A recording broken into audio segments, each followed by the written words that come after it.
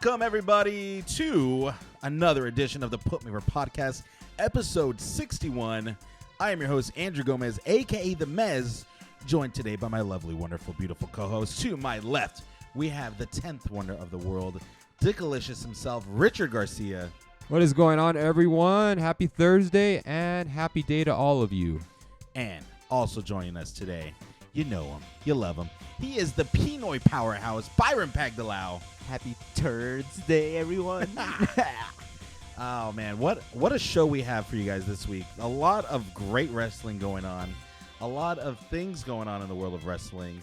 And, I'm just trying to stall some time while this intro music winds down.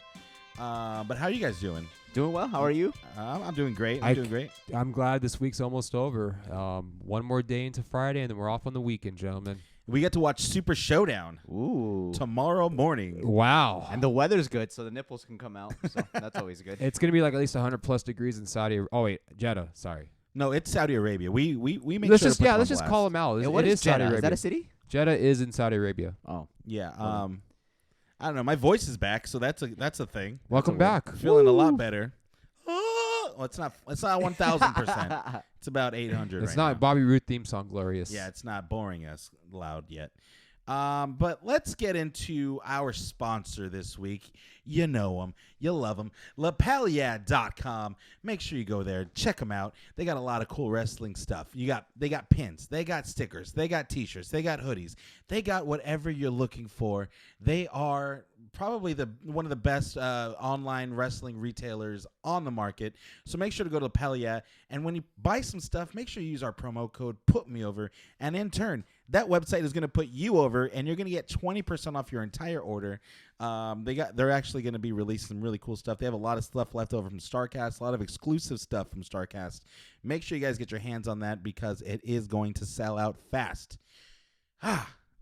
We also have our web store. I have a hard time putting ourselves over. PutMeOver.com. If you were looking for some personalized Put Me Over merchandise, look no further. Go to our account. Go to our web store, and you will find some of the hottest in Put Me Over merchandise. The only place you will find Put Me Over merchandise. We got stickers. We got hoodies. We got shirts. We got totes. We got cases for your phone. And it's all great stuff, honestly. I have a tote. I have a shirt. A phone case? I got the stickers. Dude, we're rolling, baby. We probably made $0. 72 cents, I think. 72 cents. So all That's right. where we're at right now. We should get a Patreon going. I feel like a Patreon. We can just cuss. Oh, wait, we cuss anyway. Well, we'd have to do like I don't know what things could we do for the audience out there to Talk give them a about little porn? bit more, like extra. Put me over extras or something. Something. It's all work in progress. We're thinking about that. But WIP. I mean, I would love to have some support so we can maybe upgrade our studios, maybe upgrade our lighting, maybe upgrade. There's things we can upgrade around here. So maybe a Patreon I think should be in our future. We should call it the Put Me Over Think Tank. Ooh, I like that. Where we could just book. We could do retro. I don't know. We'll figure it out. Figure it out. We'll fix this in editing. Like I said, this is all work in progress, everyone. Yeah, but thank you guys for joining us and listening, downloading, telling your friends, telling your neighbors, telling your friends' neighbors. We're having a lot of fun doing the show, and we wouldn't do it without you guys. Well, we would, but it's nice to have an audience out there. Shouts out to all of our fans around the world. Iceland is another one that just picked up our podcast. So, Oh, nice. so Glacier is our listener out there listening to us. But yeah, thank you guys. We're on Spotify, YouTube, YouPorn. Are we still on YouPorn? Yeah, of course. Yeah, we're still uploading to Pornhub. YouPorn. Pornhub, that's where we're at. Pornhub. That's where it's at. YouPorn, what's that? I'm assuming YouTube for porn. Yeah, I think that's where. I heard about it. I might know about it. A lot. With that said, let's get into the news. Let's get into some Dick's Dirty News. Take it away, Dick. All right, guys. I found this story actually just a few minutes ago, actually, and this happened over this past Sunday in Portland at a Ring of Honor show. This involved a fan and two members of the Allure. The Allure is actually Ring of Honor's version of the Beautiful People. I'm not sure if you guys are familiar with the Beautiful People from TNA. Awesome song. Angelina Love and Velvet Sky. You said Allure, and I was like, wait, there's already the Elite. There's the Allure now? There is the Allure. That's actually Ring of Honor's version of a TNA stable back in the 2000s. The Allure. The Allure. That's hilarious. Oh, that's cool. Yeah. But yeah, anyways, I remember the Beautiful People. But, okay. Angelina Love, Velvet Sky, Velvet Sky, and then Madison Rain was the Madison other Rain, one. yes. So, but two of them are actually in Ring of Honor, and they're doing their own version. Point I'm bringing up is that this past Sunday, Mandy Leon, who's actually in the Allure, her and Velvet Sky, they got involved in an altercation with a fan. And depends on who you ask. It was either the fan who was being the instigator or the girls are being instigators. The reports indicate that the fan was indeed being verbally abusive to the ladies. And it got to the point where, like, one of them, Mandy Leon, actually ended up spitting at them and cussing them out. Holy shit. So I don't know which is correct or not, but like, at what point as a wrestler do you come off and do you have to spit on someone, or like do you have to defend yourself? Like, how bad is it? Like, you know, There must have been some really it had to have been some really bad bad stuff. When you spit on someone, that is like the ultimate disrespect. Yeah. Hell yeah. You can get like assault for that too.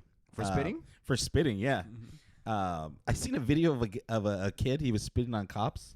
He was getting arrested, and they put like a plastic bag over his face. It's pretty funny. Why? Well, it wasn't it was like a mesh bag, so he could still breathe, but like so he wouldn't spit on them anymore because he was spitting on them. Jeez, how Oh, bad. Jesus, man. So it's definitely assault. It's definitely like I don't know, bodily fluids. I feel like you might be. It is bodily fluids, yeah. But I mean, I that's kind of a bit excessive, though.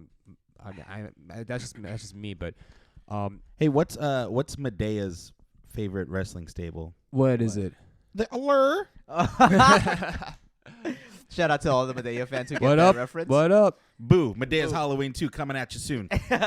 Oh man, I'm all for it. But Well, anyway, that's crazy. But Bully Ray. yeah, this goes back to Bully Ray because Bully Ray is with Velvet Sky, and he confronted the fan and told the fan to come backstage to have some words. Depends on again who you ask. The fan claims that Bully Ray had threatened him and it was literally being a complete bully to him. Ooh, I mean, of it's in course. his name. It's in his name. I mean, live the It's game. more like Bully Dad now. Bully Dad, yeah. Whereas others say that Bully was just talking to them, like was just simply defending for the women who were heckled by the fan. So yeah, Ring of Honor is investigating the situation, and I want to get you guys' opinion on this overall. Like, what do you guys think of this whole situation? Like, just after hearing this, Well, I don't think it's ever okay to spit on a fan, no matter what they're saying. You right? shouldn't spit on anybody. Last time I spit on someone, I was like 21, wasted, and I was in the back of a cop car. But that's a whole nother different story. life, guys. That's a whole nother story. Yeah, we'll save that for later. That's for our Patreon listeners there out you there. go. Oh, there we go. And the only way you should spit on someone is if it's like some porn thing you're trying to do. Yeah, or if it's something. like welcomed. Like, yeah. Or if It's you're like- trying to get like heat, like I understand, like if you're trying to get heat on a wrestler, then that's my cock. fine. or if But I'm like spit on that dick, then Yeah, that's yeah, okay. that's That's fine. okay. of course, Of course. absolutely. Welcome to spit. And it's encouraged. I encourage it. Yeah. Yeah, no loogies. Ooh.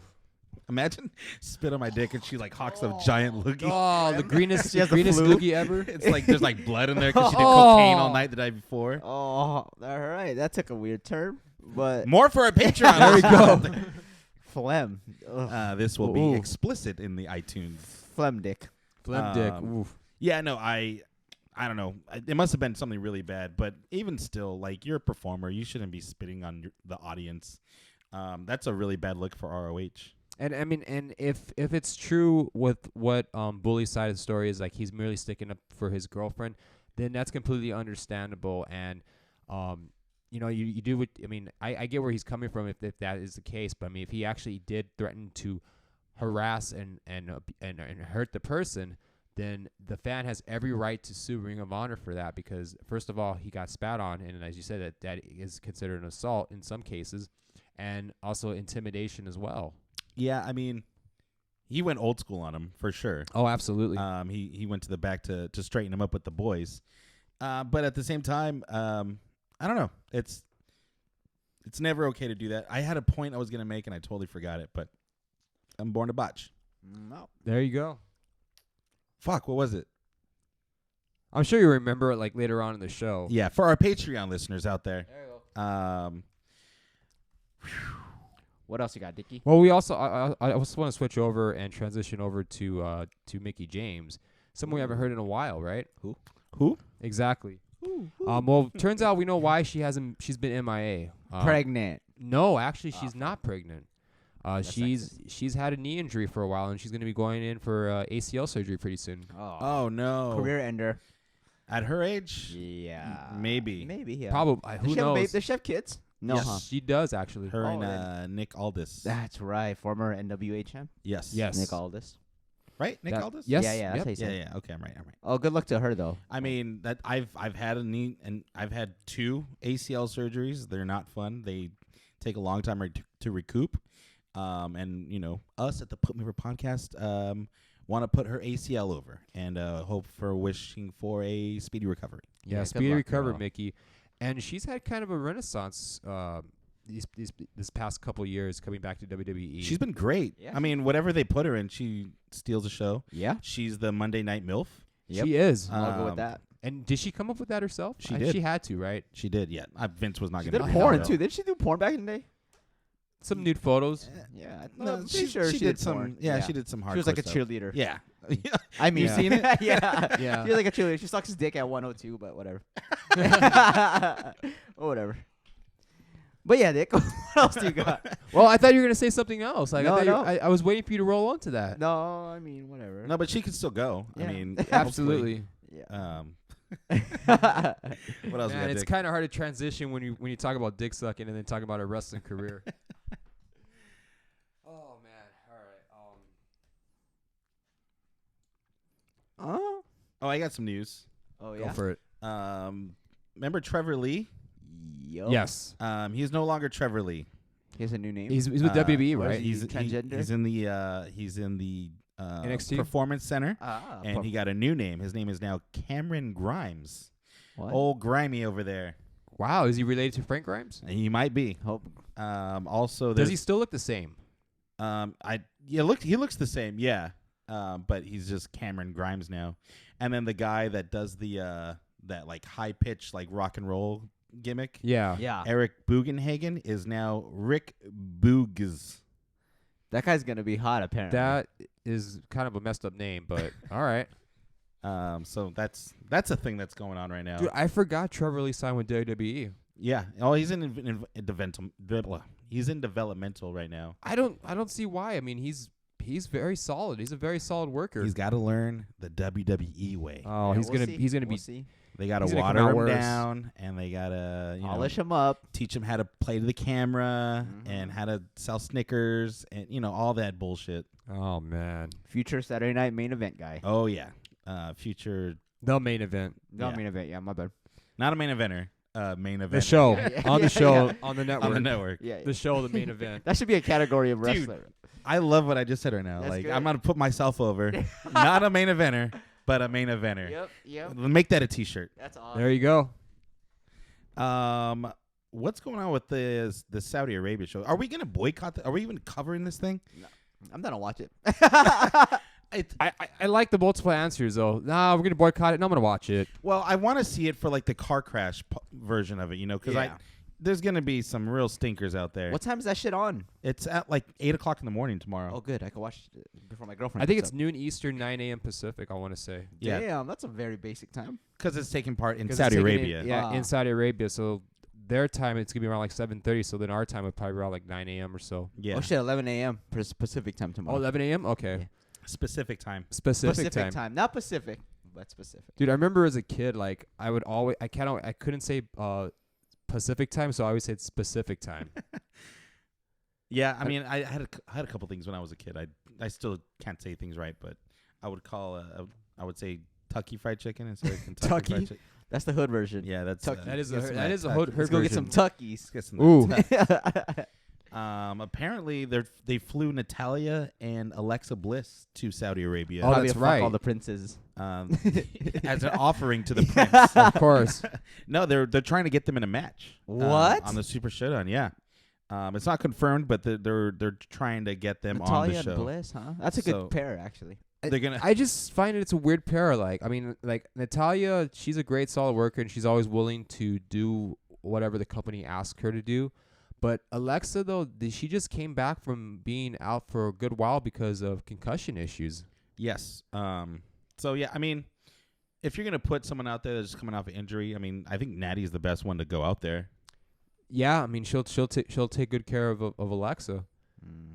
But I mean, I just think like they could have definitely used two other. Maybe there were only two women that said yes to going to Saudi Arabia. Well, maybe they're gonna go, and it's not gonna be them because they're gonna be covered head to toe. We're just gonna be able to see their eyes. So I mean, it could be anybody. A burqa match? It could be anyone under the burqa match. Oh man, you know how like they have like the hair versus hair match or like the mask versus mask match? They should have a burqa match where loser has to take off the burqa and get stoned to death. Fuck, that is the ultimate death match. That is death match. That's literally death match, dude. Don't Saudi Arabia, please don't steal my idea. Don't do that. What else we got, Dick? I mean, this week has just been like an amazing week of wrestling. I know it's not news related, but I just want to throw that. I mean, I just want to say that real quick. Actually, this is kind of newsworthy as well. New Japan, they just had their Battle Super Juniors finale. Oh, dude, yeah. This past morning. Let's talk about that. And oh my God, like Will Ospreay, I mean, he is on another level this year. I think this might be his breakout year, and that is saying something because he's been like, in my opinion, top 5 best in the world, like pound for pound. Yeah. This guy is just insane. And was that a ghost? I don't know. I think the AC just kicked on. Oh man. And maybe it didn't close the door all the way? Yeah, let's tell ourselves that. Why is it locked? I'm just kidding. Dude. Oh. The house on fire. But anyways, yeah, this tournament has been like the Will Ospreay show.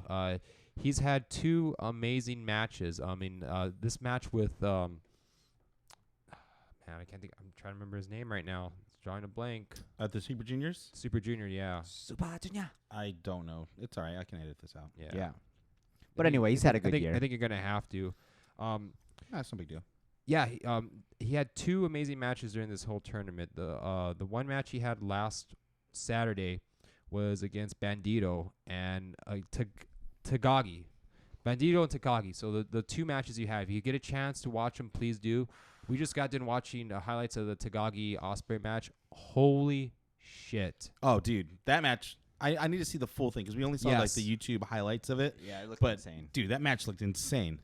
I mean, Mini Nakamura. Will Ospreay is just that guy to me is like I said this before, top 5 in the world. He might be top 3 right now after this tournament. We'll settle down. No, I truly believe that. Shane McMahon, Roman Reigns, Will Ospreay. Those are the top 3 There you wrestlers go. in the world right now. Hands down. Easily. Dashboard professional. But yeah. Yeah. But he won the Super Junior, so now he's gonna be cashing in against Dragon Lee for this Sunday at Dominion. Another event coming up. There's a lot of There's wrestling. gonna be there's a lot of wrestling going on right now, dude. June has like been hot because we had Double or Nothing, and then the next week we had NXT, and now we had the Super Juniors. What, last night? Mm-hmm. 2 days ago, and now we have Dominion on Sunday. You have Dominion on Sunday, and then if you want to throw in the Super Showdown tomorrow as well. Oh, how could I forget? Holy shit, dude! That's It's like polishing shit, dude. It's gonna be equivalent to or exceed WrestleMania. This WrestleMania was pretty good. Well, this is gonna be. It might exceed. It might exceed this might. WrestleMania. Who's to say? Yeah, I mean, as a fan, I'm all for it. Like, bring it on. Something that's not fun to watch is Raw and SmackDown. Are we done with the news? I think we're done. I think we should. That's a perfect transition over. What you guys think of TakeOver though? Oh yeah, let's talk about Takeover. You won the predictions. You fuck. I finally won You one. fuck. I booked the perfect show, which might be equal to or better than Double or Nothing. I got a burp. NXT was phenomenal. Takeover 25, man. Wow. The worst match was Shayna Baszler and Io Shirai, but it wasn't. Well, I say that because all the other matches were so good. It wasn't a bad match at No, all. not at all. It was pretty No. good. But Shayna Baszler has improved so much. yeah, she's really like the female Brock Lesnar. Yeah. Ass kicker. Yep. I'm all for it. The thing about NXT is, and when you look at WWE, is the difference between the two shows. It's insane that when people think of AEW versus WWE, it's not that. It's AEW versus NXT. Of course, I agree. Roderick Strong and Matt Riddle. That was an opener. That was a great opener. That was a shot at AEW. Like, was. Okay. It was. We see you. Okay. Now watch us. And they just tore the house down, dude. I love that match. That match, the main event, and the ladder match, for me, maybe not in that order, but definitely those were the top three. Absolutely.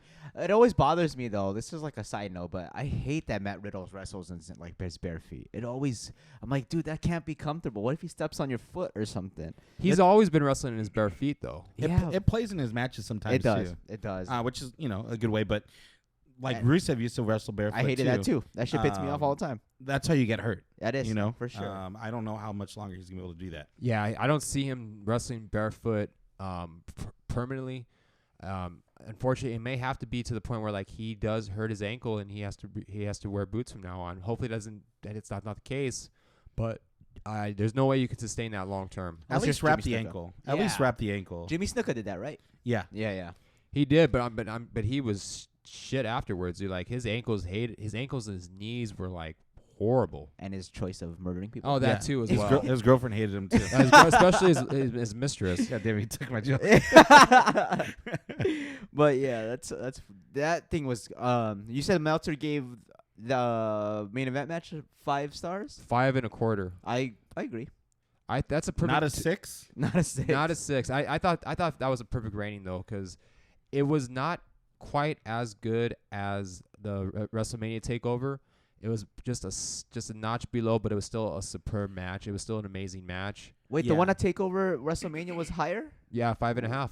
No way. I thought this one was better.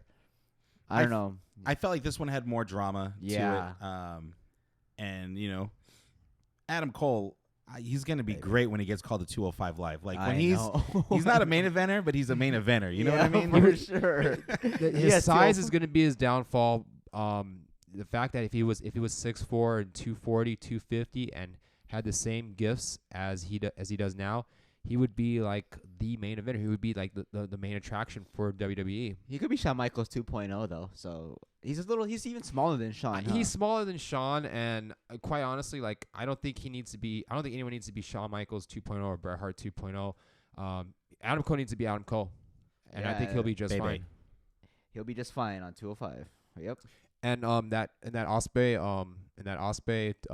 match earlier, that got 5.75 by the way. What the Whoa. fuck? You know what? Just make it out of 5. That's annoying. Like, Just make it 6. yeah, then 6 is perfect, right? Why is it Like 6? the star rating. I mean, like since we're already talking about this, we might as well. Like, You don't get extra credit. This end isn't fucking school. Just make it a 5, right? I mean, it's a matter of it's all subjective. It's really all subjective. Absolutely. And it's creating discussion. It's creating that this is exactly what the star ratings entail. They create a topic to discuss. Whether or not if you agree with the ratings or not, it creates a topic of discussion. I'm all about it, but a perfect match is a perfect match. Sometimes It you is a can't. perfect match. I mean, in many people's eyes, the Osprey match was a perfect match. In a lot of people's eyes, Cole Gargano 2 was a perfect match. I think so. Both of them. Well, I only seen the highlights of the Osprey match, and it looked like it's gonna be. It's insane. But yeah, like basically that's what the ratings are. They create discussion. Not everyone's gonna agree with them. But the point being though that I'm trying to make those like this past week has been nothing but amazing matches. Cody and Dustin got 5 stars, and I think it was deserved. And it wasn't even like anywhere close to the performance in the ring as Will Ospreay performed or even Adam Cole did. It told a great story. It was the story, yeah, the for sure. story got everyone saying like, "Holy shit, this is a phenomenal match." What's the highest rated match of that pay-per-view? For Double or Nothing? Yeah. Yes. Oh, good for you, Dustin. Wow. 5 stars at 53 at years him. old. And another thing I found out is Dustin Rhodes has 2 5-star matches, and he's had the longest gap in between them.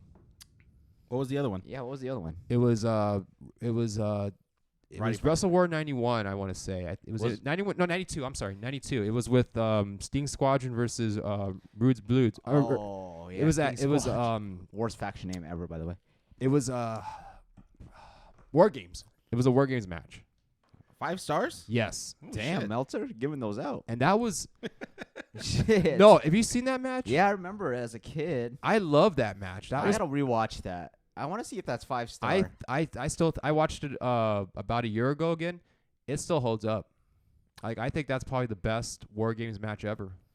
Damn, underrated Dustin Rhodes. Yes. Good for you. Better than the one where they electrocuted Abdullah the Butcher? Oh yeah, way oh yeah, better, slightly better I think. Damn, Or better than the one with RoboCop in it? Oh Ooh, man, tough Russell call. War. Tough Oh, call. WCW man. WCW. You know it's funny. I was actually I just got done listening to JR's podcast with Conrad, Grilling with JR. Oh, I haven't heard that. And yeah, I guess it's a new podcast with JR. Are they It's really not the grilling? Ross Report anymore? No, he's not doing that anymore. It's him and Oh. Conrad, and it's kind of like how Conrad. It's like the format Conrad uses with other guests, with Bruce, with Eric, Oh, okay. where Conrad would bring up a subject and he would ask JR the questions about it. And this past one was about Wrestle War 90. And just bottom line to short story, JR just thought that was a bad idea having RoboCop in there to promote the show. Really? Who would have thought? Who'd have thunk it? I mean, I would like RoboCop as my tag team partner. Yep. I would, yeah. I mean, that's unbeatable, dude. Unless you're going up against the Terminator. Unless, yeah, I think who do you think would win, Terminator or RoboCop? I gotta give it up to Terminator. Yeah. RoboCop's He's a robot pretty stiff. inside. Yeah. Yeah. He still has human. What's his name? Terminator still has human parts. It seems like Yeah, it's a T1000 body or a T900. T1000. Well, T1000. Well, the Well, T1000 T500. it's Is a he T800. T800. Oh. Yeah, we're nerds. Yeah. Sorry, guys. Fuck off. Speaking of nerds, let's get into Raw. We We got you. We have to talk about some things. That's true. One of the things that I want to talk about is the lack of the Viking Raiders or Where the fuck? War They're Raiders. champions, right? They're not champions in NXT anymore. They got called up. That was what the ladder match was for Oh, NXT. that's right. That's right. And have you? Where have they been? They're probably up in Viking land. It's a problem. It's a problem when they don't have guys like that, especially being just called up, freshly called up, and then they're on the show for a week, and then they do like a backstage segment, and then they're nowhere to be found. It bothers me. It bothers me a lot. Same with like Heavy Machinery. The whole SmackDown tag division is nowhere to be found. Is MIA. Instead, the thing that really is pissed me off is I know they have to build up to this show. They have to promote this show, whatever, and build these storylines that are weak as fuck as it is. But when they don't have any other talent on air except Shane McMahon, Roman Reigns, and then it's so much. That's basically what these two shows have been built around. Has just been Brock and Seth. Brock and Seth, Roman and Shane, and a lot of it has to do with the fact that at the last minute, creative changes their mind. Vince changes his mind as far as what he wants to do on the show, and you hear these reports that the show's finished writing at the time of the recording, and that is just like I just don't understand. Like, you have a staff of 20, 30 writers writing the show, and yet you have these guys work these long hours into the night, and you barely have a show ready by the time it goes live. I just don't understand that. Like, why even have the writers to begin with? And then they're rewriting like as the show's They're going. rewriting as the show's going. Like, why even have them? Why even have the writers? If you're just gonna do everything yourself, you're gonna change everything in the last minute. Why have them? It just seems like a total waste. The thing with the cash in that bothered me a lot is that they promoted it. They've been promoting a cash in for 3 weeks. Yep. Brock doesn't need to cash in. I don't know where this rule came in where he needs to announce and cash in immediately. That's never been the case with the Money in the Bank briefcase. And last week, like he finally, I'm sorry, last week he finally realized that he has a whole year to cash in. Yes. And what did they do? they announce it on Raw that he's gonna decide on tonight or decide on Monday that he's finally gonna cash it in. Well, Stephanie McMahon posted a video about how disgusted she was that Brock Lesnar turned the Money in the Bank briefcase into a boombox, and that he needed to announce who he was going to face, who he was going to cash in on, and when he's going to do it. Paul Heyman went and he said, "We're going to cash it in on Monday." So the whole show is built around this cash in, and it never comes. It never comes. Brock Lesnar comes out and just beats the shit out of Seth Rollins, where he needs to get stretchered out. And then he just says he's going to cash it on Friday instead. He just says, because Paul keeps asking him, cash it in right now, do it. Brock just says Friday. So we know where Brock's going to be at on Friday. Where? Jeddah, Saudi Arabia. But that was one thing that really bothered me, because the whole bait and switch thing it's getting old. It's old. So lame. And it's not fun. It's like I know I'm not alone when I say this, that Money in the Bank is the most exciting thing that could happen in one show. It's so fun. And when you announce it like that and you make it this like whole spectacle, I like kind of forgetting about the Money in the Bank briefcase until like it's the time, or it's a big moment in a match, like, oh shit, so and so can cash in like whenever they want. The thought of how it needs to be announced and you need it bullshit. Fuck that, dude. That takes all the fun out of it. So the one thing you had to keep fans fucking excited all year long is now being wasted, not only on Brock Lesnar, but the whole the thought of the Money in the Bank briefcase is now out the window. The idea of it is out the window. Just a match now. I feel like I want to ask this question, but I'll probably save it for when we get into the predictions. Okay, yeah. Yeah, I'll save that for later. But yeah, like you hype up the announcement for so long. I mean, like for essentially it's been like 3 weeks, like you said, and by this point, everyone's like, okay, we get it. He's not going to cash in. And keep in mind, Brock is almost paid on a paid appearance, so it's not like he's going to show up every week to do that until the 1 year time frame. So it's only a matter of time before he's going to finally cash in, only because they're not going to pay Brock every week to show up on Raw just to do that. And I hope to God they don't do that. Last week on SmackDown, they had Paul Heyman come out and tease a cash in. Brock Lesnar wasn't even there. He wasn't even there, yeah. That's so fucking lame. He's still part-time. That's weird. At this point, Brock needs to just be like an Undertaker, special occasion, bring him out, because we've said this a bunch of times. He doesn't need to be in the main event picture. He doesn't need to be champion, chasing a title or anything like that. He needs to be an ass kicker that comes in and just fuck shit up. He doesn't need the title. I don't know. He should be putting people over. I agree, honestly. Because how much longer is he going to be in the WWE? Well, with the schedule that he has, he can last a good while. Speaking of people that we're not sure is going to be in the WWE, Rey Mysterio had to relinquish the United States title and essentially just gave it back to Samoa Joe. Rey has a shoulder injury that he has to deal with. Do you guys think this is the end of Rey Mysterio? No, I think it's partially a storyline, but I find it kind of weird that they just gave it back and didn't have like a no tournament, no interim title. So Joe's bullshit. officially the champion, right? He's back as the U.S. champion. Wow, super good heel move too by choking the shit out of him. But oh yeah, I mean that probably sucked for Rey. If his shoulders really fucked up. I think it's a compensate for the shitty way to put the belt on Joe again. It's super shitty. Joe, I mean, how dope would it have been? Like, okay, well, I can't defend this title. We're gonna have a one-night tournament, or even do it in Saudi Arabia. Do a United States Championship tournament in Saudi Arabia. That would have been great. That would have been another thing for them to do on the show. Instead, we're gonna get Roman Reigns versus Shane McMahon. And by the way, we're made to think the Superman, the man that kicks out of the F5, is Shane McMahon is a threat to him. The coast to coast is gonna be something that puts Roman Reigns down. It's ridiculous. It's so bullshit. Well, I mean, Shane did spear Roman and put him down on Raw and on SmackDown. With the help of outside people. Well, of course, with the help of outside people, though. They're going to watch. The day of the show, right before the match, Shane is going to come out and say this is a no DQ match now. That's the only way absolutely. that is going to get any heat on that match because there's no way Shane can beat Roman Reigns. The way that they've booked both guys, Shane McMahon is not a threat. And plus, I don't want to see Shane in a regular wrestling match, anyways. Right? Like, Like, you yeah. want to put as many smoke and mirrors as you can around Shane. He's gonna be blown up, brother. Dude, he blew up in the first. He blew up in that 1 minute match against Jobber Reigns. Lance Anoa'i. Jobber Reigns. Jobber Reigns. Right. Oh man, he blew up like in a minute, dude. Oh, poor guy. And he just sweats. yeah, he sweats profuse. That's why I think he has that ring attire because he sweats so much. It's easy to absorb all that. Yeah, yeah. Yeah, I could see that.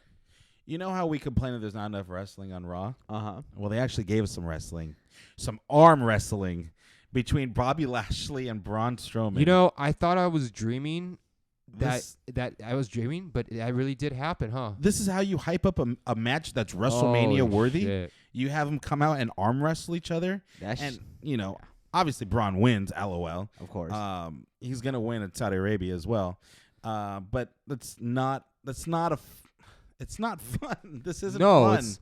Dude, I swear I think they took that out of the page from the 2003 Triple H era where he was against Scott Steiner, and they did a series of promos like against each other that had nothing to do with wrestling. 1 week it was an arm wrestling match, next week it was a bench pressing contest, Yes. and then the week after that was a pose down. Show And- him the move. Show him your favorite move, Bobby. Oh God, That's very I think WCW. I'm surprised they haven't done that yet. I haven't done a pose off yet between those two.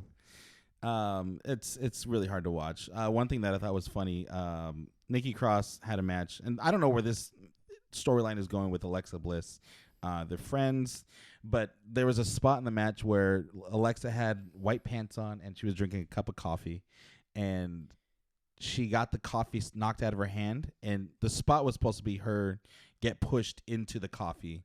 Well, she didn't land in the coffee, so the camera is on her, and you can see her inching her way towards the coffee. Oh God, I'm picturing like a dog dragging itself after it's like trying to after taking a shit, dude. She tried to do it so slick, but it was the camera shouldn't have been on her. So was she dragging was her butt dragging on the floor like a dog or? No, she kind of just backed up into it, kind of Oh, picked herself up and made sure she was sitting in the coffee. that's still pretty cringy though. But I was kind of hoping she was dragging like a dog. Though. bad. Kevin Dunn, where are you on this? That shouldn't be be on That's TV. This is So why you're bad. not an award-winning director, Kevin Dunn. Other than that, that was I don't it. have anything else for Raw, dude. Honestly, Oh, I take that back. I have one more thing about Raw. They had a match between Cesaro and Ricochet. And this is a wrestling show we're watching, right? This Yes. is where we're supposed to be watching wrestling. This match should be kicking off Raw every single week, and I would not be upset. They went out there and actually gave us a great wrestling match. In a week, 2 weeks of great wrestling, this was what should have kicked off Raw, get us excited, get us into the show, get us excited. But instead, they put it towards the end of the show. And not only that, but they didn't even include it in the Hulu version of Raw. Really? They cut it from the Hulu version of Raw. The whole match? The whole match. That makes no sense at all. My buddy messaged me. He's like, "Can you believe I'm watching the Hulu version of Raw and they cut out the Ricochet?" It's an and hour Cesaro and match." 32 minutes, huh? Yeah, the Yeah. Hulu Cut version down is a lot. 90 minutes long. But they made sure to keep all the long, boring promos. Was that the they arm have to wrestling do. contest in there? I'm sure it I'm was. sure it was. Oh Jesus! Undertaker at the end actually had a really good promo on Goldberg. I will say that. The one on SmackDown or Raw? On On Raw. Raw. Oh, yeah. And I thought the Goldberg promo on SmackDown, since we're talking about Yep, that, Goldberg was just as good. Yeah. That motherfucker sweats. yeah. Jesus. Yeah. But yeah, Undertaker for sure. He had me scared. He hit all of the really good points. Said he's going to open up the gates of hell and all this scary. I was watching the Undertaker cut this promo and I was just like, God damn, there is never going to be another Undertaker. And then Yep. the show ended. Oh yeah, mid-sentence. In fact, it just cut right to the Queen of the whatever, Whatever shows after Raw on USA. the Radkeys or this bullshit. because now they have a hard ending at 11 o'clock, so they can't go past anything after 11. Which in this case it did kind of hurt the promo a little bit, but I like the fact that it stops at 11 o'clock and not 11:05 or 11:35 sometimes. You know what I mean? I like the overrun. You do? It makes me feel like, oh shit, something big is gonna happen in these last like 3 minutes. But it's been like that for the past 12 years or so. I'm also taught from the Attitude Era to expect that. So Always. Yeah, that is a long time ago.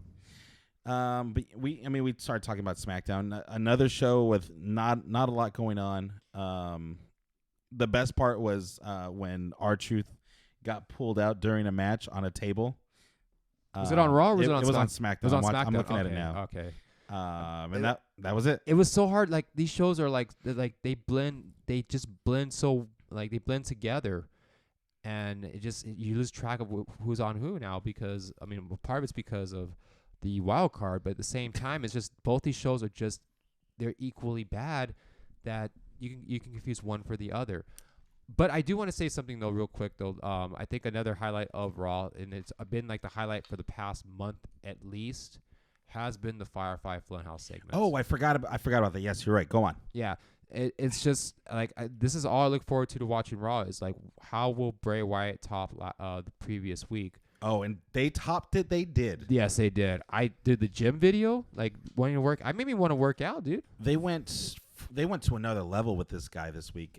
They had wild. the Vince McMahon devil puppet. Yes. Oh yeah. Like it's so entertaining to watch. It's so refreshing. It's something different. And I cringe at the thought of when they finally are like, all right, let's put him out there now, and they just bury him. Like that's all that's gonna happen. Loses his first match. Quite honestly, I'm totally fine with them doing these segments every week. They don't Bray Just do this. He doesn't even need to wrestle. Just have him do the segments. I think that's where you go with Bray.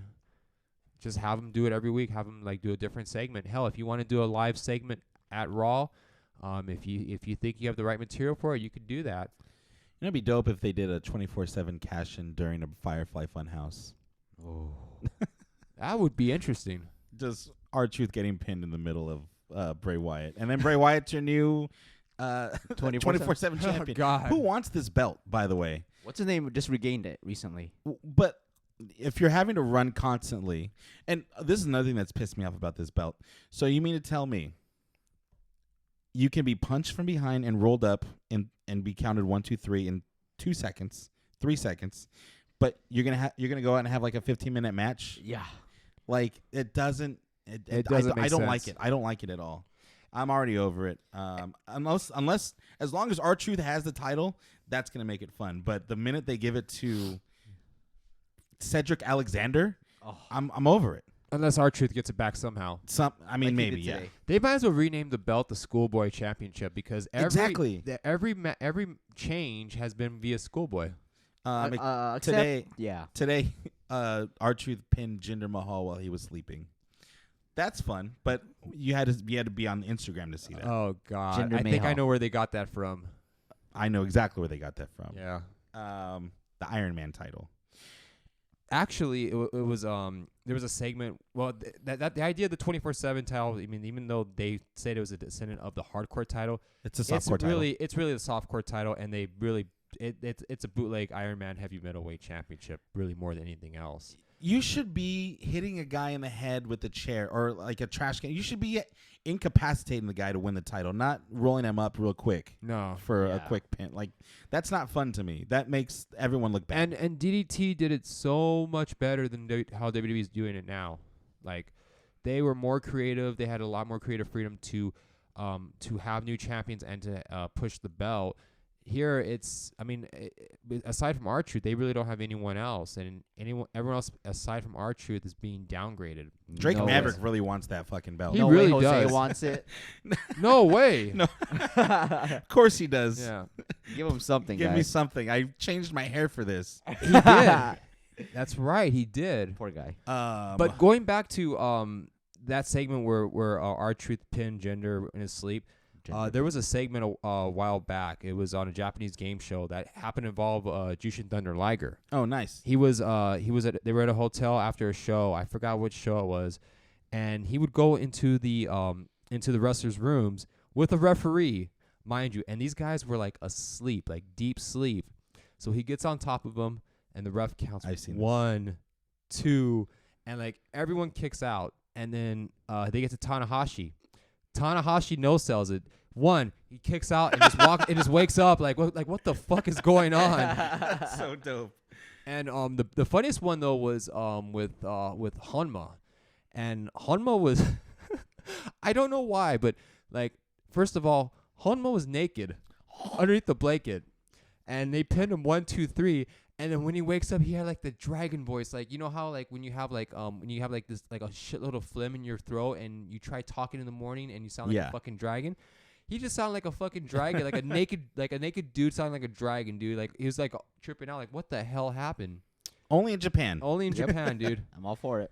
And they did it way better than how WWE's using it, by the way. But something I'm not all for, which is they gave Lars Sullivan an interview on SmackDown. Oh, the racist. And this is key. Like Vince wrote this bullshit. He started the first words out of his mouth is like, do you know why a nightingale sings or some bullshit?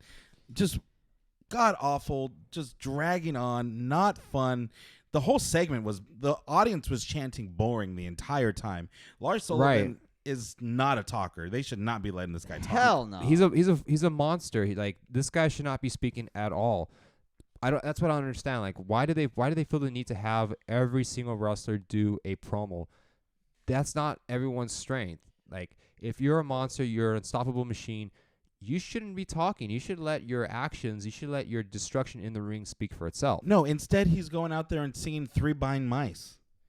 That's how he ended his promo with he did the Three Blind Mice nursery rhyme, and then said the Lucha Party is going to get their tails cut off and he's going to paint them with their own blood or something. This is why you should have a manager do the talking. This is why you just shouldn't let him talk. You've gone this far with not letting him talk. When you have a guy like EC3, who we haven't seen, other than running around for a belt that sucks, you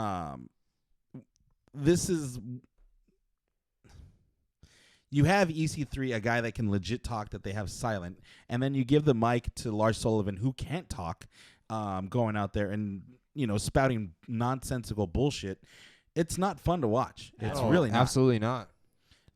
So I feel like this is going to be the beginning of the end for Lars Sullivan pretty soon, especially when he's getting boring chants. Unless they're going to build him up to be this monster, he's going to beat the Lucha House Party. We'll get into all this bullshit. And honestly, dude, like I feel like at this point, Lars is he's damaged property at this point. Would be behind, other than like the controversies that are around him as well. With the controversies. And then having him say that bullshit promo on Tuesday night, and then before that with the delay with him debuting, what took so long, it all these things are adding up, and it's just like I don't really care anymore. Like it's a lost cause at this point. Yeah, I mean, give that time to Heavy Machinery. Give it to someone else that can actually do something.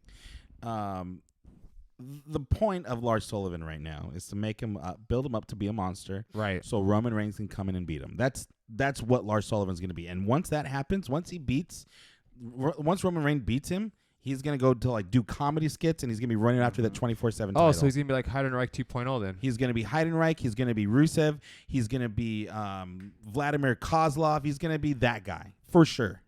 Oh, you heard it here first, folks. Vladimir. Yeah, that's true. Remember him? Remember Kozlov? Yeah, he had a short run, literally a short run, and then he ran into the wall that is John Cena, and he went to doing comedy skits with Santino after that. It happens. Goldberg cut a really good promo. He said he's not going to get the dad Goldberg. He's going to get the 180-0 Goldberg, which, I mean, 20 years ago that might have been a thing, but no one remembers. He's had a couple losses since then. Yeah, so we'll see. He told Undertaker to make sure he tightens his jockstrap. Ooh, it's a weird thing. That's a serious threat right there. I never thought of Undertaker in a jockstrap, but now I do. Thank you for that visual, Goldberg. Dead man don't have no. Well, dick. I mean, if I'm, Dead man has no dick. But you know what though? You know what though? Like, he What probably though? would wear a jockstrap because he does like the dick kick.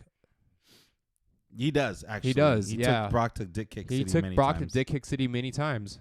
Kick City. So those were the shows. Should we even predict the Super Show? Nah. I don't even know the matches. It's a house show, ladies and It is. gentlemen. It is a So glorified The house show. faces are going to win, and all these storylines that they built up in 2 weeks are going to be forgotten about.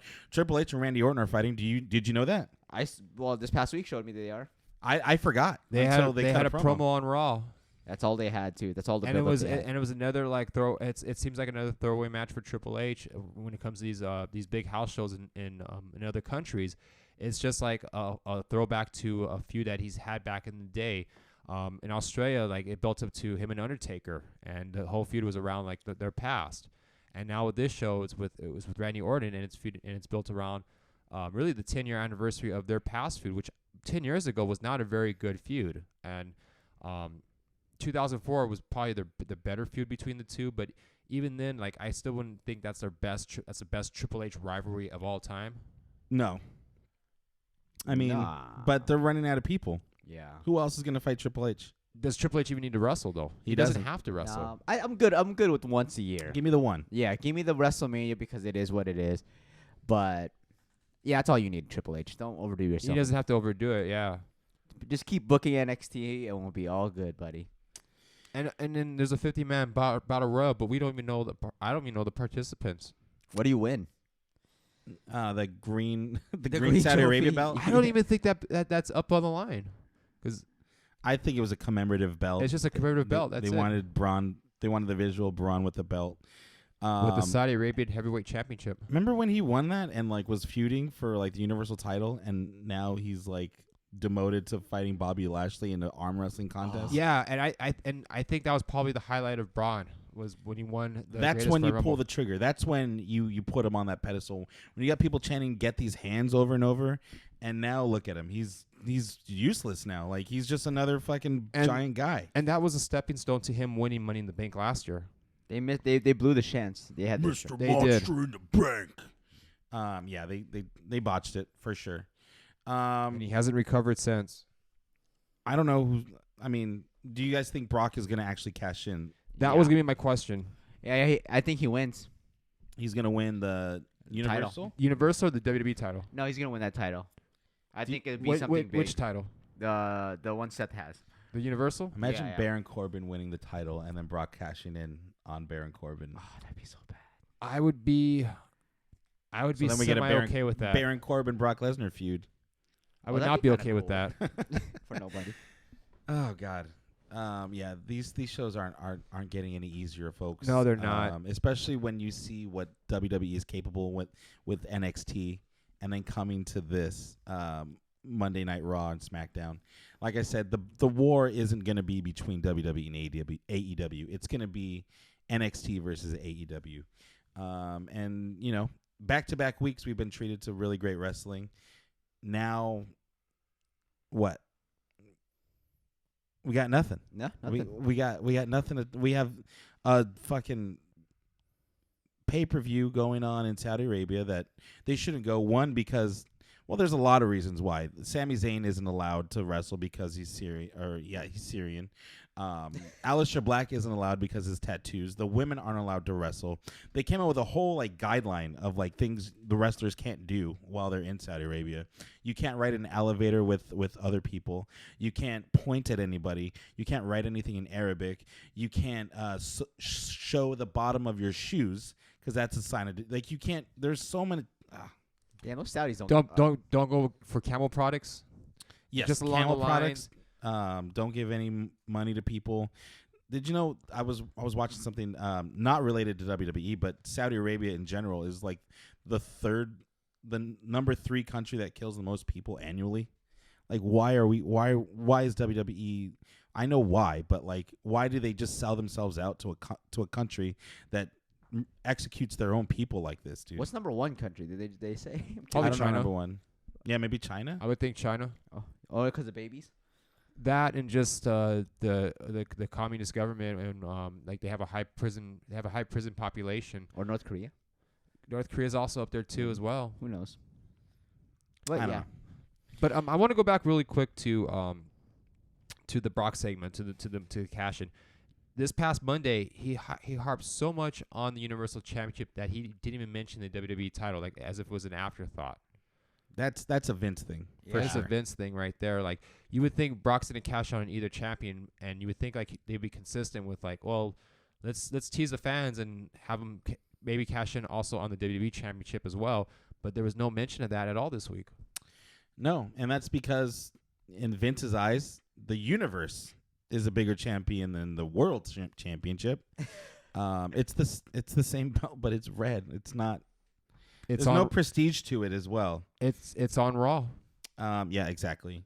I have a couple fan questions. All right. Ooh.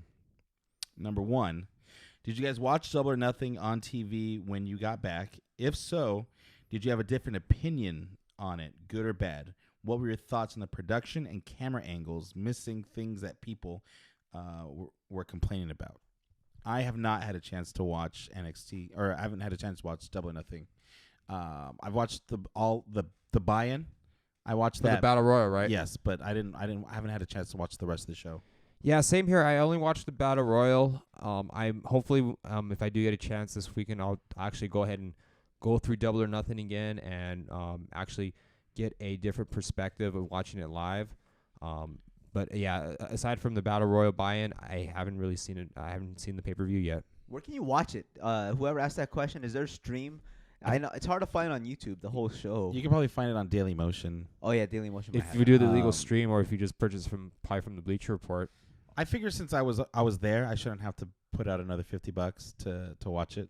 I heard JR's commentary wasn't the greatest. Yeah, I heard the same thing. So I really want to see how from like a TV viewer side, I want to see how the production was. That's what I want to see too. I Yeah. mean, in the building, I forgot to wear my glasses, so I couldn't see the ring too well. So I'd have to look at the screens a lot, and especially when they had the AEW title unveiling, like Brett or whoever the camera person didn't get a good shot of it. So I still didn't know what the title looked like until I got back to the room. It kind of looked like how the pixel. Remember when Ric Flair debuted the big gold belt back in '91, and it was all pixelated. Yeah. That's what it kind of reminded me of. Yeah. Like you couldn't really get a good shot of it because it looked pixelated. But then again, I also wasn't wearing my glasses either, so like it that's how it looked like from my perspective as well. All right, so we'll get back to you on that one. Another question. This one's kind of long, so I'm just going to read it verbatim for it. here. As a new company, AEW claims to make storylines make sense. In the Cody Dustin storyline, I was being told a story about one brother that wants to basically kill his older brother and the era he came from. They kill each other in a brutal match. I believe we shouldn't see any blood unless the two guys hate each other, by the way. Then, at the end of the match, we're told that Cody needs a partner for his tag match for the next show against who? Not just two guys that he has no other choice to, but to ask his brother. Oh wait, sorry, this came out of this got a little mixed up here. Not just two guys that he has no other choice but to ask his brother he just murdered, but his buddies. Am I missing something? Did Cody spend months trying to find a partner, but no one wanted to team with him, leaving him no choice but to ask his brother he just murdered? Or is there a reason Cody is wrestling the Young Bucks in the first place? Why would Dustin say yes to teaming with Cody after everything he just did and said to him? From that perspective, that is a very good point. I mean, you look at the rivalry between Cody and Dustin, the promos leading up to it. It was indeed a blood feud. Cody wanted to end his brother and what his brother represented. The story that was told was that Cody hated the Attitude Era. And right after that, they make up, and all of a sudden, like Cody he got signed up into a match against the Young Bucks for what seems like for no reason at all. Yes. And you would think, like, with all this time, like, he knew about the match. You think he would find a partner. Maybe Cody was so much of an asshole that nobody wanted to partner with him, and he had no choice but to ask his brother for it. I like to think of it as like a respect thing. Like, we just went to war with each other. Mm-hmm. Who better than the guy that just took me to my limit to be my partner for this match? That's sure. what I think. But it's a really good point. It is, but I think it's classic. It is a good point. It's classic wrestling, storytelling. I think you've seen it before. I can't name any examples, but you push someone to the edge and they've been in battle with you, especially if it's your blood brother. Of course, you're gonna want to go to battle with that person. I mean, a perfect example of that would be, and I'm using an old example from the '90s, was RVD and Sabu. They would have like these wars back in ECW, and it accumulated. I forgot which event it was though. But the point of it was that after the match, they made peace with each other and they became a tag team after, and they dominated the tag team division for a while after that. So and there's other examples as well, but to me, like, that's probably the most most significant example of going into a blood feud and then going into a tag team partnership with Sheamus and rival. Cesaro did it.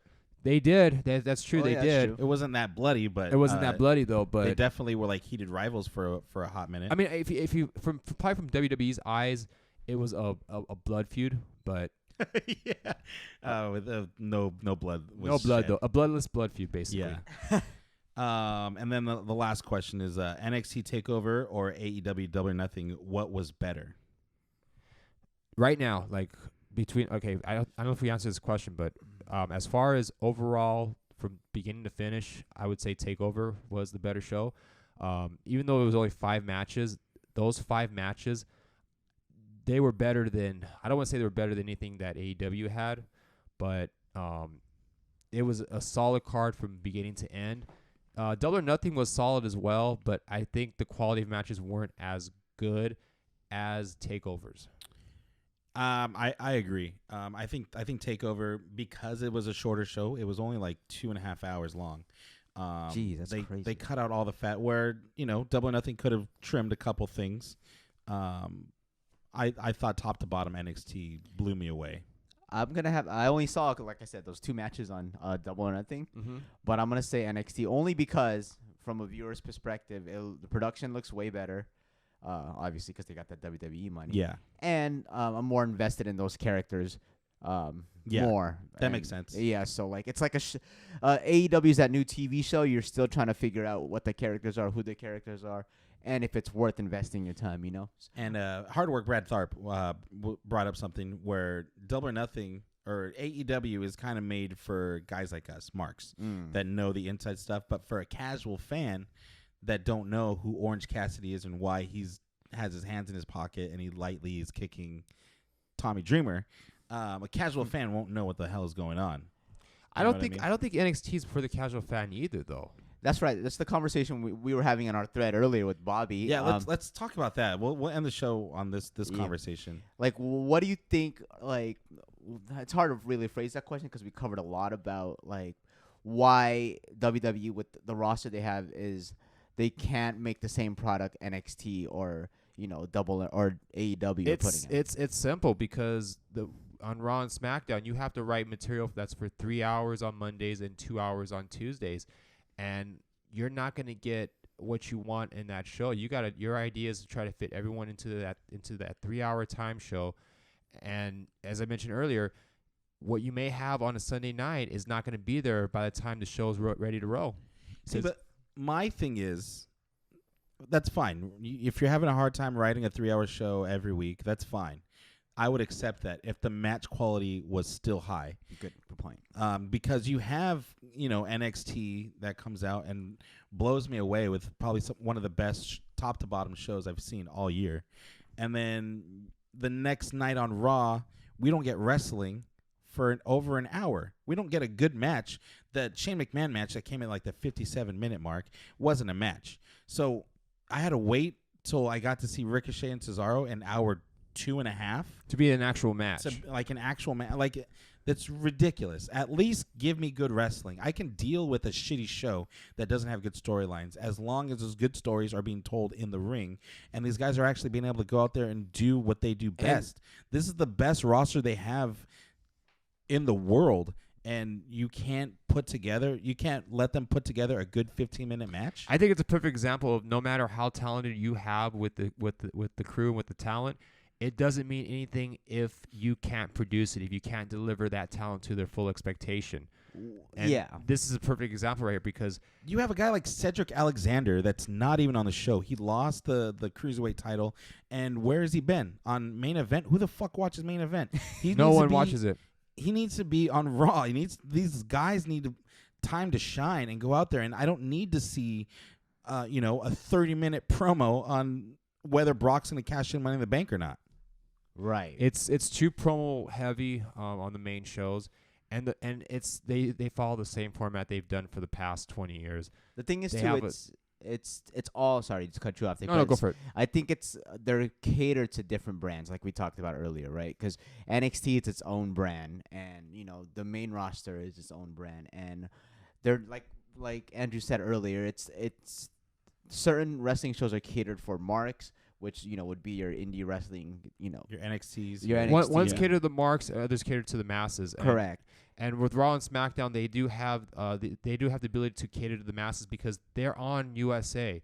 They're on a network where it reaches millions of people's homes. At the very same time too, like there's a lot of wrestlers who have big time success on the NXT indie level, but it doesn't translate, and that partially it's I think you can blame the writers and all that, but sometimes talent doesn't necessarily translate. You know what I mean? Yeah, just because you're successful in NXT doesn't mean you're going to be successful on the main roster. Yeah. So it's kind of a 50-50 thing, although WWE is making it hard for us to believe that right now because they're really putting out a shitty product.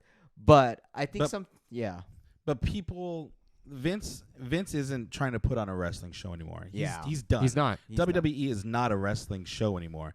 They don't even like to say the word wrestling. They call Ric Flair the greatest sports entertainer. Fuck you with that bullshit. It's a dirty word. WWE is not in the market for putting on wrestling matches anymore. They're there to build stories and sell advertising and sell toys and sell merchandise. That's what Raw and SmackDown are used for primarily. Wrestling is an afterthought on these shows, and it's showing more and more, especially when I can watch an hour-long NXT match and thoroughly being in. There's like really no promos. There's some build-up hype packages, but for the most part, it's all wrestling. And why can't I get that? At least if you're gonna have a 3-hour Raw, give me 1.5 hours of wrestling at least. Yeah. Not, how long SmackDown was in wrestling? 19 minutes of wrestling last week insane. on a 2-hour show. That's Get terrible. the fuck out of here, dude. That's crazy to me. And that's the problem is that you have these long shows and you're trying to fill 2 hours. And like you said, you have a 2-hour SmackDown show that consists of 19 minutes of wrestling. Whereas on NXT, you have an hour show and that consists of at least 20 minutes of wrestling. You have more than one match on there. There's probably 45 minutes of wrestling. Majority of the NXT 1-hour shows, they do involve matches, and it's not the same matches that you'd see every week. Although there was an exception with Mia Yim versus Bianca Belair. That was the second week in a row they did have a match, and they do that here and there. But it is nowhere as bad as they do it on Raw and SmackDown, where they just abuse the shit out of it. And we didn't get a 50-50 booking decision this week. No, we on didn't. that. Nope. We got, which is very surprising because I've been trained. If you won the week before, you're going to lose the next week, which is another thing I wanted to talk about. Ricochet and Cesaro, the whole build-up in the rematch, Renee called it the rubber match for some reason. The whole point of the rematch was Cesaro is telling Ricochet, you'll never beat me. I'm better than you. You're a rookie. You don't know anything. Great. Go with that. But instead, you're going to 50-50 book it and have Ricochet beat Cesaro. So that whole storyline is gone now. And where is the drama? Where is the stakes? At least if you're going to have Cesaro beat Ricochet consistently, you can have like a big payoff at a pay-per-view where Ricochet's like, I want one more chance against you and I can prove to you. And then they can have their match, have a great fucking match, and then they can shake hands after and be like, okay, you earn my respect, Ricochet. You deserve to be here. But instead they blow it off in a week and on a fucking roll-up. And they're going to keep doing the same thing over and over again until they get to their next actual pay-per-view, which is not going to be Super Showdown. And then they're going to have a match, and then they're going to wonder why. How come the fans don't care about it? How come the fans are chanting boring? It's because you do it every week. We've already seen what they've done. We're over it, dude. Like, if you're going to do something like that, this is why you do it on the house show and don't have it advertised every week. Because before, like, I'm sorry, I didn't mean to do that. No. Back in the day, how they would do it was like, in order to build up the next feud on TV, they would have two guys or the two ladies on the road wrestling each other in house shows untelevised to in each different city, so that way when they're ready to actually wrestle live, it seems like they've wrestled like a million times already, even though it's the first actual time on TV. On TV, yeah. They're using that strategy now for the actual shows, which is something that is another reason why I don't even care for most of the matches on Raw or SmackDown or even on the pay-per-views for that matter. Well, their house shows are down so much they're having to cancel them left and right. Basically, bottom line, they need to take the W out of WWE and just call that World Sports Entertainment because that's what they're giving us now. Seriously. It's so bad. But we're gonna keep watching it for you guys. Yeah, This is our and job. for us, because we love that shit no matter how bad it gets. No matter how bad it gets, I still love wrestling. Yeah. I mean, I'm still gonna watch. Sports entertainment. I'm still being sports entertained every week. Yeah. No, fuck that. I'm still gonna watch wrestling, dude. It's so crazy to me, and I love that AEW is like, no, we're not a sports entertainment company. We're a fucking wrestling company.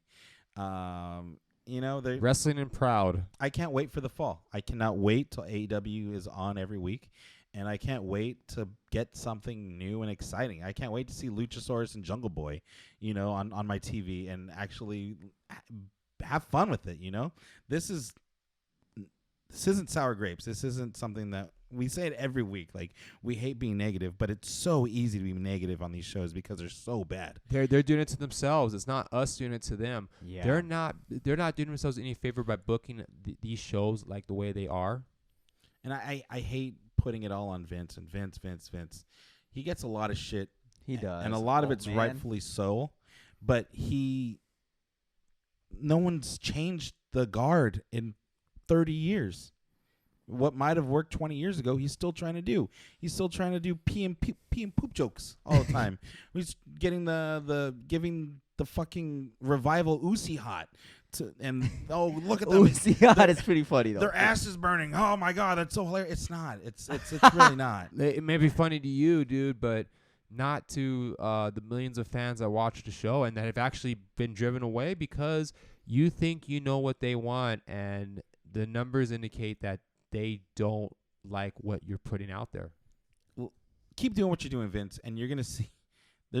Wrestling is as hot as it's ever been, ever, and you keep putting this out. People are gonna have no option but to take off their nostalgia glasses and put on some new glasses, because that's why I like WWE, because the nostalgia factor, and for the most part, I get sports entertained every week. It's fine, but there's gonna be a new girl coming around. The sad part is, I just read right now that even with a minor dip in the ratings, SmackDown was still the #1 cable show this week. Really? So Vince is like, fuck y'all probably, but That's because no one's watching TV. that's true. Well, that and also the fact that he's getting paid billions of dollars. He doesn't really Yep, care number about one, what we wow. think. Yeah, the ratings can go down, but I'm still getting Saudi money, and that's gonna make my investors happy. That's all it's about. That's all for sure. Real Housewives of Beverly Hills catching up, so be careful, WWE. A lot of quality programming out on College that. softball. Get the fuck out of here. But I said this. Actually, that was I a said big- this a while back. that was? That was a championship game. Oh, no wonder. Yeah, UCLA. and I said this a Damn. while back. They're getting paid bank right now, but it's at the cost of an eroding audience. The audience is slowly slipping away.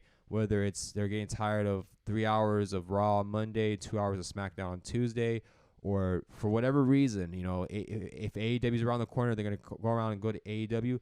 They have an eroding fan base, and that's something that they should address, because it's only a matter of time before it catches up to them and they realize, oh shit, we don't have anyone else. The thing is, they cater to kids, and kids will look up to what the older people are doing and find out what's cool that way, right? Right. Everyone else, once I feel like once AEW pops up, it's going to be on TNT. It's going to have major money behind it.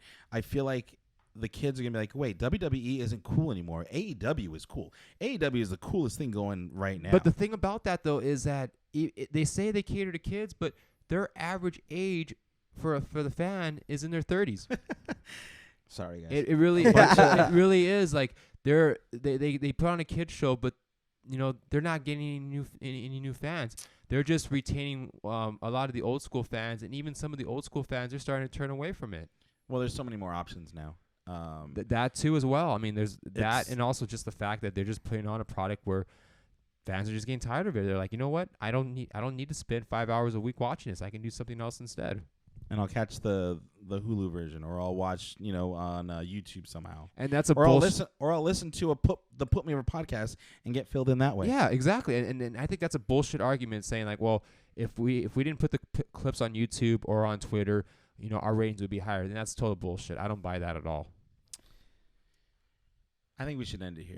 Yeah. We're all worked up. We did have a heated topic though. It definitely was a heated discussion though. My blood pressure is through the roof right now, and Let us it's know what not you guys because of the think. chili cheese fries I ate earlier. From where? Heyo. Where did I? Tommy's. Oh, the OG chili cheese. OG.